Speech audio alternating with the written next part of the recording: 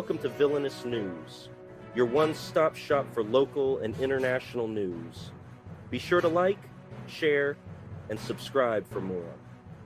Tonight, we're diving headfirst into the murky waters of municipal budgets, specifically Chicago's. Why Chicago, you ask?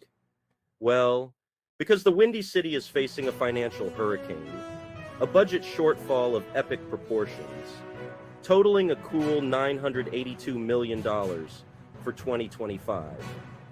That's right, folks. Nearly $1 billion missing from the city's coffers. To put that in perspective, that's enough money to buy every single Chicagoan a deep dish pizza every week for a year. And let's be honest, who wouldn't love that? But instead of a citywide pizza party, Chicago is staring down the barrel of some tough choices.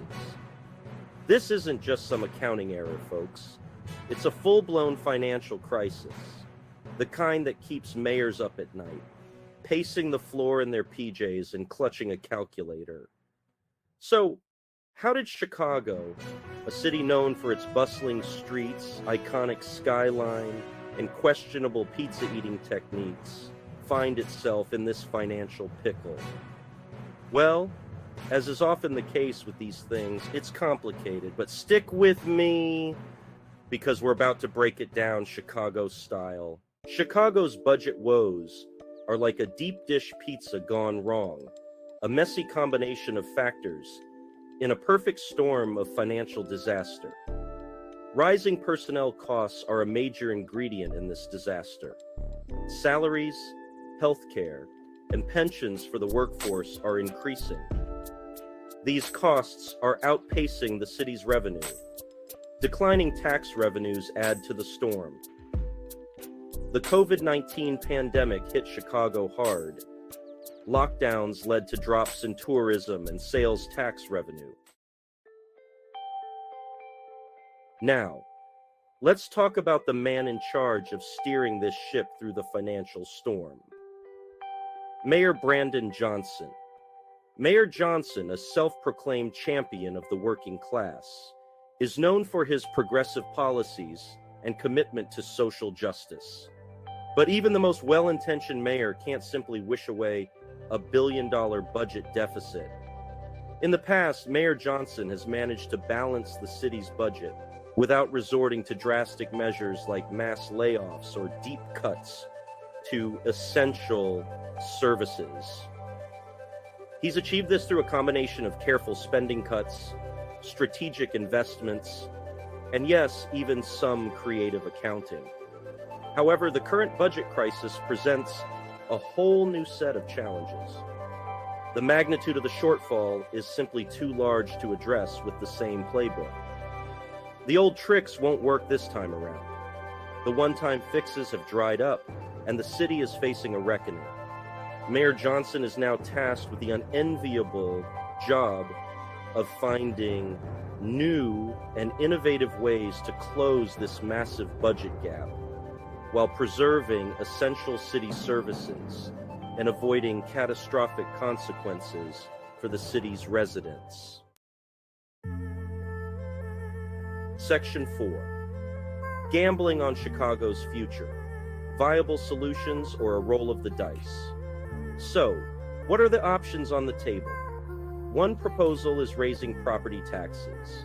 It's a reliable revenue source, but Chicagoans already face a hefty burden. Another idea is legalizing and taxing video gambling.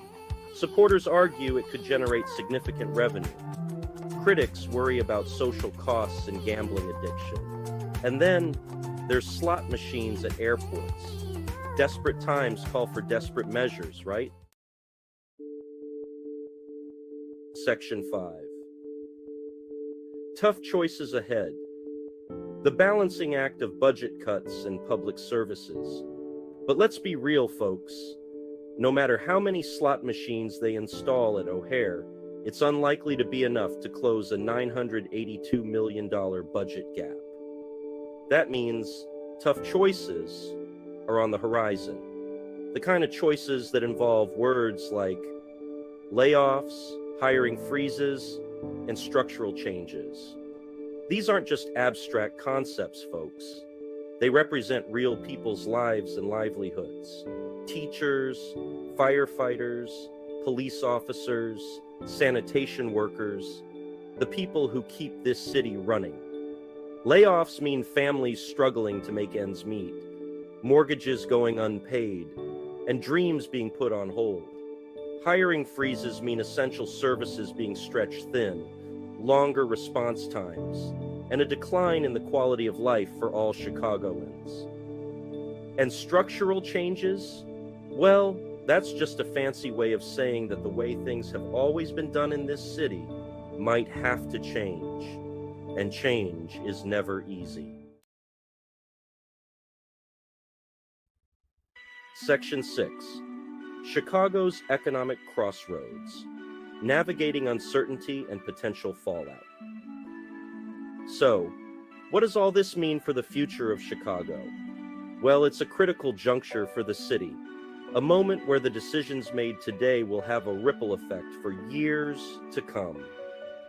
If the city fails to address this budget crisis effectively, it could lead to a downward spiral of declining services, job losses, and economic stagnation. This could further exacerbate existing inequalities and create a climate of uncertainty and fear. On the other hand, this crisis also presents an opportunity for bold leadership and innovative solutions. By engaging in honest conversations with residents, exploring new revenue streams, and making tough but necessary cuts, Chicago can emerge from this crisis stronger and more resilient.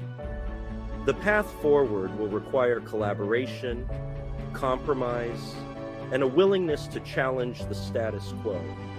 The stakes are high, the choices are difficult, and the clock is ticking. The future of Chicago hangs in the balance. Thanks for joining us here at Villainous News.